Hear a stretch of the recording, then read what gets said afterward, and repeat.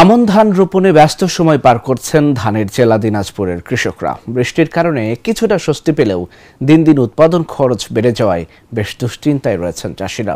স্থানীয় কৃষি অফিস থেকেও আমনের সঠিক চাষ পদ্ধতির জন্য বিভিন্ন কারিগরি সহযোগিতা করছে জেলা কৃষি সম্প্রসারণ অধিদপ্তর। দিনাজপুর থেকে আবুল কাশেমের পাঠানো তথ্যচিত্রে ডেস্ক রিপোর্ট।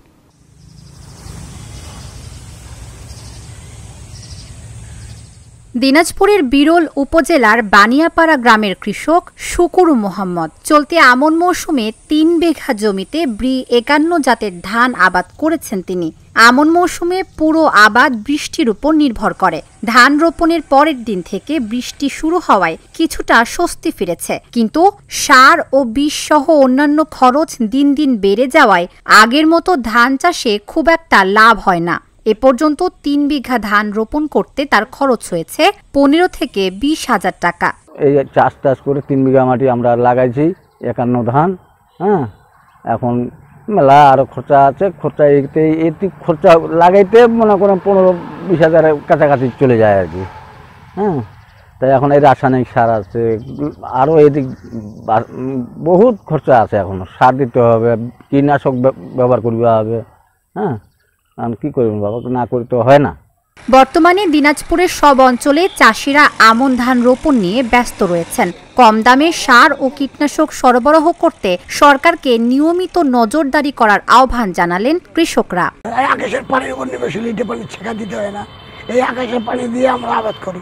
আমরা গতবার মনে করেন যে মোটর টোটার দিয়ে পানি আবাদ করেছিলাম, কিন্তু আগের থেকে এবার কিন্তু অনেক সুবিধা আকাশের পানি।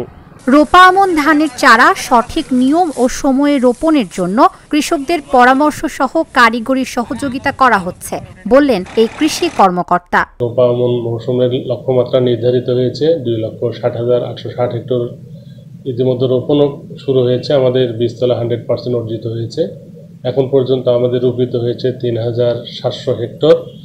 আমরা কৃষকের পাশে থেকে আধুনিক যে প্রযুক্তি, বিশেষ করে সঠিক বয়সে চারা, সঠিক দূরত্বে রোপণ, লাইন, লোগো, এই সমস্ত প্রযুক্তি যাতে মেনটেন করে আমাদের ব্লক পর্যন্ত আমাদের উপসহকারী কৃষি কর্মকর্তাদেরকে নির্দেশনা দেওয়া আছে। তারা যাতে সুষম সার ব্যবহার নিশ্চিত করে, জৈব সারের ব্যবহার বাড়ায়, ইউরিয়া সারের সাশ্রয় করে এবং ডিএপি সার যাতে ব্যবহার বৃদ্ধি করে, এই পরামর্শগুলো অব্যাহত আছে। আশা করছি আবহাওয়া যদি আমাদের অনুকূল থাকে, এবারও আমরা আমনে বরাবরের মতো বাম্পার প্রোডাকশন করতে সক্ষম হব। চলতি মৌসুমে দিনাজপুর জেলার আমনের লক্ষ্যমাত্রা ধরা হয়েছে প্রায় 2,61,000 hectare. Dhaka journal, news desk.